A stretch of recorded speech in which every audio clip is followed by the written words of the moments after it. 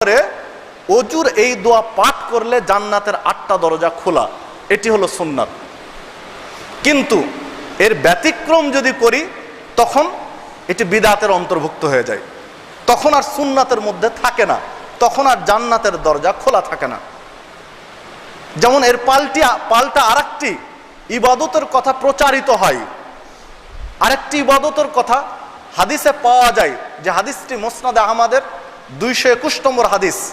সেখানে উকবা ইবনে আমের রাদিয়াল্লাহু আনহু বলছেন যে নবী মুহাম্মদ সাল্লাল্লাহু আলাইহি ওয়াসাল্লাম বলেছেন, কোন ব্যক্তি যদি ওযু করার পরে সুম্মা নাদারাহু ইলা সামা, আকাশের দিকে তাকায়, ওযু করার পরে আকাশের দিকে দৃষ্টি দিয়ে আসমানের দিকে লক্ষ্য রেখে যদি এই দোয়াটা পাঠ করে, তাহলে তার জন্য জান্নাতের 8টা দরজা খোলা।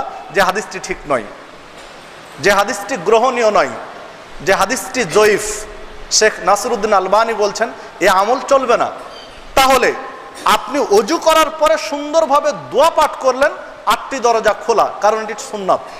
কিন্তু ওযু করার পরে এই দোয়া পাঠ করলেন আসমানের দিকে তাকিয়ে, তখন হয়ে যাবে বিদআত।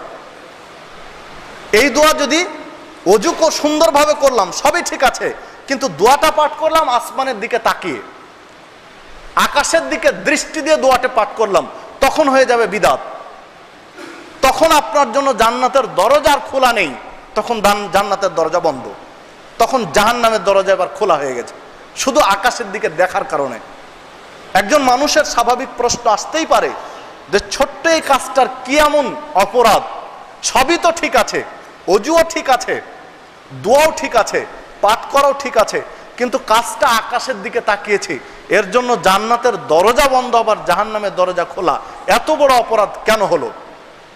হলো এই জন্যই যে মহান রব্বুল আলামিন স্পষ্ট করে পবিত্র কোরআনে বলে দিলেন যে ইসলামের পরিপূর্ণতা দিয়েছেন মুহাম্মদ সাল্লাল্লাহু আলাইহি ওয়াসাল্লামের হাতে, মুহাম্মদ সাল্লাল্লাহু আলাইহি ওয়াসাল্লামের উপরে তার জীবিত অবস্থায় ইসলামের পরিপূর্ণতা দিয়েছেন।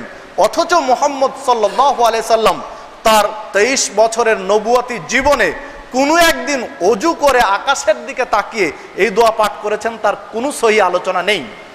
আমি এখন করছি, তাহলে এটাই বোঝা গেল যে মুহাম্মদ সাল্লাল্লাহু আলাইহি ওয়াসাল্লাম এই ফজিলতটা জানতেন না যে এই দোয়া আকাশের দিকে তাকিয়ে বলা উচিত। আমি জানি তাই আমি করছি, নাউজুবিল্লাহি মিন যালিক। তিনি যেহেতু করেননি, আমরা এখন করছি, তাহলে প্রমাণ হয় এটাই যে তার এটা জানা ছিল না, আমাদের জানা আছে। তার জানা থাকলে অবশ্যই তিনি করতেন, কিন্তু তিনি যেহেতু করেননি, আমরা করছি, মানে আমরা এই ফজিলতটা জানি। তাহলে তার উপর অপবাদ দেওয়া হয়, ইসলামের পূর্ণাঙ্গতাকে অস্বীকার করা হয়, এই জন্য পাপটা এত, অপরাধটা এত বেশি। তখন সুন্নাত থাকবে না, বিদআত হয়ে যাবে। একটি দিক। দ্বিতীয় আরেকটি দিক, আরেকটি আলোচনা পাওয়া যায় কিছু কিছু গ্রন্থে। নবী মুহাম্মদ সাল্লাল্লাহু আলাইহি ওয়াসাল্লাম বলছেন যে কোনো ব্যক্তি যদি ওযু করার পরে সূরা কদর একবার পাঠ করে, তাহলে ওই ব্যক্তি সিদ্দিকদের খাতায় তার নাম লেখা হয়, সত্যবাদীদের খাতায় তার নাম লিপিবদ্ধ করা হয়। কোনো ব্যক্তি যদি ওযু করার পরে 2 বার সূরা কদর পাঠ করে, তাহলে ওই ব্যক্তিকে মহান রব্বুল আলামিন শহীদদের খাতায় নাম লিপিবদ্ধ করেন, শহীদদের অন্তর্ভুক্ত করেন। কোনো ব্যক্তি যদি ওযু করার পরে সূরা কদর 3 বার পাঠ করে, তাহলে ওই ব্যক্তি কাল কিয়ামতের মাঠে নবীদের কাতারে থাকবেন। যে হাদিসটি ঠিক নয়, যে হাদিসটি জাল বা বানাওয়াট, যে হাদিসটি মানুষ তৈরি করে সমাজে চালু করেছে। সম্মানিত উপস্থিতি, কেন চালু করলো? কারণ আপনার ওই ইবাদতটা ঠেকানোর জন্য এই ইবাদতটা চালু হয়েছে। কারণ এটা যদি করি, সূরা কদর যদি তেলাওয়াত করে ওযু করার পরে, তো কোনো নেকি নেই, কোনো নেকি পাওয়া যাবে না।